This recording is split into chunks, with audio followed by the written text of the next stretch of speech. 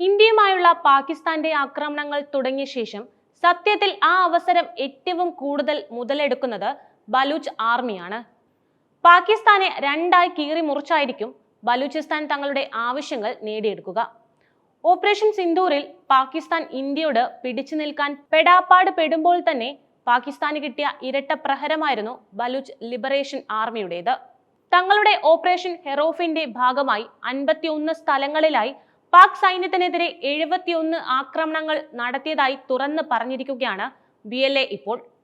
BLA വക്താവ് ജിയാൻഡ് ബലൂച്ചാണ് ഇക്കാര്യം വെളിപ്പെടുത്തിയത്. ഓപ്പറേഷൻ ഹെറോഫിന്റെ അടുത്ത ഘട്ടത്തിനായുള്ള തയ്യാറെടുപ്പിന്റെ ഭാഗമാണിതെന്നും അദ്ദേഹം ഈ ആക്രമണങ്ങളെക്കുറിച്ച് എടുത്തു പറഞ്ഞുകൊണ്ട് പാകിസ്ഥാന് മുന്നറിയിപ്പും നൽകി. വ്യോമ പ്രതിരോധ റഡാർ കേന്ദ്രങ്ങൾക്ക് പുറമെ പാകിസ്ഥാന്റെ 8 വ്യോമ താവളങ്ങളെങ്കിലും ഇന്ത്യ തകർത്ത സമയത്താണ് പാകിസ്ഥാനിൽ ഈ സംഭവ വികാസങ്ങളും നടക്കുന്നത്.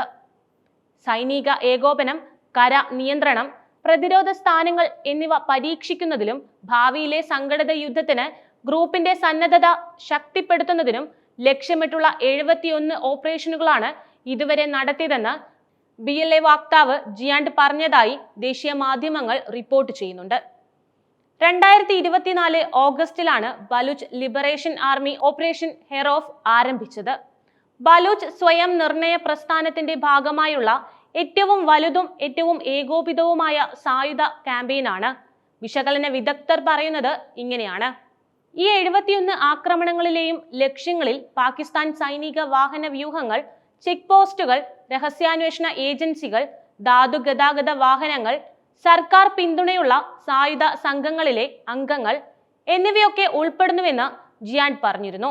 ബലൂചിസ്ഥാനിലെ പാകിസ്ഥാൻ ഭരണത്തിന് പുറമെ മേഖലയിലെ ചൈനീസ് സാന്നിധ്യത്തെപ്പറ്റിയും ബലൂച്ച് ലിബറേഷൻ ആർമി എതിർത്തിട്ടുണ്ട്. പ്രവിശ്യയിലെ ചൈനക്കാർക്കെതിരെയും ഈ സംഘം ആക്രമണങ്ങൾ നടത്തിയിരുന്നു.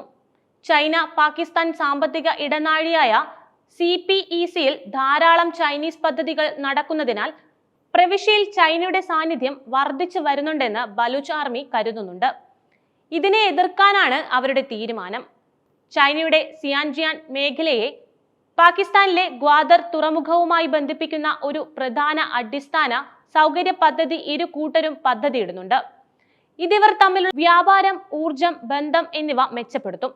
ചൈനയുടെ ബെൽറ്റ് ആൻഡ് റോഡ് ഇനീഷ്യേറ്റീവ് പദ്ധതിയുടെ ഒരു പ്രധാന ഘടകമാണ് CPEC. ഇതിൽ ഹൈവേകൾ, റെയിൽവേകൾ, ഊർജ പ്ലാന്റുകൾ തുടങ്ങിയ പദ്ധതികൾ ഉൾപ്പെടുന്നുണ്ട്. പാകിസ്ഥാന്റെ സമ്പദ് വ്യവസ്ഥയും അടിസ്ഥാന സൗകര്യങ്ങളും ഉയരുന്നതിനോടൊപ്പം ഗതാഗത ചെലവ് കുറയ്ക്കാനും ചൈനയ്ക്കുള്ള വിഭവങ്ങളിലേക്കുള്ള പ്രവേശനം മെച്ചപ്പെടുത്താനും ഇതുവഴി സാധിക്കും. ചൈനയ്ക്കും പാകിസ്ഥാനും ഇടയിലുള്ള വ്യാപാരവും നിക്ഷേപവും വർദ്ധിപ്പിക്കുക, അതുവഴി ചരക്കുകളുടെയും സേവനങ്ങളുടെയും ഒഴുക്ക് സുഗമമാക്കുക എന്നിവയാണ് CPEC ലക്ഷ്യമിടുന്നത്. ചൈനയെയും പാകിസ്ഥാനെയും മാത്രമല്ല, അഫ്ഗാനിസ്ഥാൻ, മധ്യേഷ്യൻ റിപ്പബ്ലിക്കുകൾ എന്നിവയുൾപ്പെടെ മേഖലയിലെ മറ്റ് രാജ്യങ്ങളെ ബന്ധിപ്പിക്കാനും CPEC വഴി സാധ്യമായേക്കും.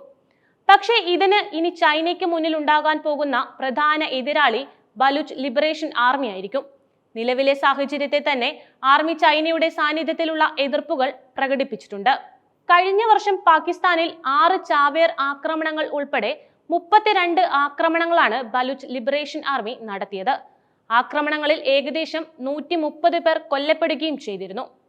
ഇന്ത്യയുമായുള്ള പാകിസ്ഥാന്റെ ആക്രമണങ്ങൾ തുടങ്ങിയ ശേഷം സത്യത്തിൽ ആ അവസരം ഏറ്റവും കൂടുതൽ മുതലെടുത്തത് ബലൂച്ച് ആർമിയാണ്.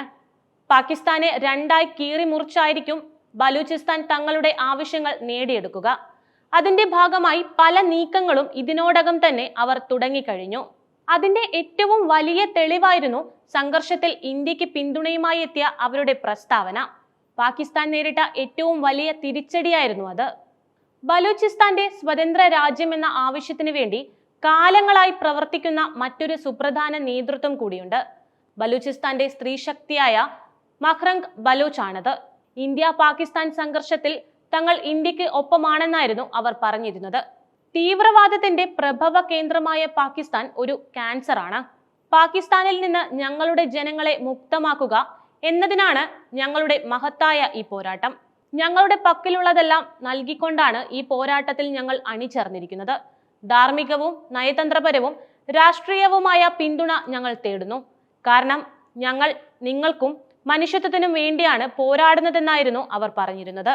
സമാധാന ചർച്ചകൾ എന്ന പേരിൽ പാകിസ്ഥാൻ നടത്തുന്നത് വഞ്ചനയും യുദ്ധ തന്ത്രവുമാണെന്നായിരുന്നു ബലൂചിസ്ഥാൻ ലിബറേഷൻ ആർമി പറഞ്ഞിരുന്നത്. ഔദ്യോഗിക പത്രക്കുറിപ്പിലൂടെയാണ് പാക് ഭരണകൂടത്തിനെതിരെ ബലൂചിസ്ഥാൻ ലിബറേഷൻ ആർമി രൂക്ഷ വിമർശനം നടത്തിയത്. പിന്നിൽ നിന്ന് കുത്തുക, തീവ്രവാദം, വാഗ്ദാന ലംഘനങ്ങൾ തുടങ്ങിയവയാൽ നിറഞ്ഞതാണ് ഈ രാഷ്ട്രത്തിന്റെ ചരിത്രം. നിരവധി തീവ്രവാദ സംഘടനകൾ ഈ രാജ്യത്തുണ്ട്. ഇവരെയെല്ലാം തന്നെ പരിപോഷിപ്പിക്കുന്നത് സർക്കാരുകൾ തന്നെയാണ്. പാകിസ്ഥാൻ എന്ന രാജ്യത്തെ ഇല്ലാതാക്കാതെ മേഖലയിൽ തീവ്രവാദം അവസാനിപ്പിക്കാൻ സാധിക്കില്ലെന്നും BLA വ്യക്തമാക്കിയിരുന്നു. ഈ രാജ്യം നിലനിൽക്കുന്ന കാലത്തോളം കാബൂൾ മുതൽ കാശ്മീർ വരെ തീവ്രവാദം ഉണ്ടാകുമെന്നും BLA പറഞ്ഞു. പാകിസ്ഥാനിലെ തീവ്രവാദം ഇല്ലാതാക്കിയാൽ ഇന്ത്യക്ക് എല്ലാ സഹായവും BLA വാഗ്ദാനം ചെയ്യുന്നുണ്ട്. അത് മാത്രമല്ല, പാകിസ്ഥാന്റെ സൈനിക രഹസ്യാന്വേഷണ സ്ഥാപനമായ ISI ഭീകരതയുടെ വിളനിലമാണെന്ന് BLA ആരോപിച്ചു. ലഷ്കർ-ഇ-തോയ്ബ, ജെയ്ഷെ മുഹമ്മദ്, ISIS തുടങ്ങിയ മാരക ഭീകര സംഘടനകളുടെ വളർത്തുകേന്ദ്രം കൂടിയാണ് പാകിസ്ഥാൻ എന്നും BLAയുടെ പ്രസ്താവനയിൽ പറയുന്നുണ്ട്. പാകിസ്ഥാന്റെ നിലവിലെ സ്ഥിതിഗതികൾ ഭാവിയിൽ ഗുരുതരമായ പ്രത്യാഘാതങ്ങൾ ഉണ്ടാക്കുമെന്നും BLA മുന്നറിയിപ്പ് നൽകി. കാര്യങ്ങളുടെ പോക്ക് ഇങ്ങനെയാണെങ്കിൽ ഇന്ത്യ കൈ ഓങ്ങുന്നതിന് മുൻപ് തന്നെ ബലൂച്ച് ആർമിയുടെ അടിയിൽ പാകിസ്ഥാൻ തീരുമെന്ന കാര്യം ഏറെക്കുറെ ഉറപ്പാണ്. ശത്രുവിന്റെ ശത്രുവിനെ മിത്രമാക്കിക്കൊണ്ട് ബലൂച്ച് ആർമി പയറ്റുന്ന ഈ യുദ്ധമുറ എന്തായാലും പാകിസ്ഥാന് സമാധാനം കൊടുക്കുമെന്ന് തോന്നുന്നില്ല.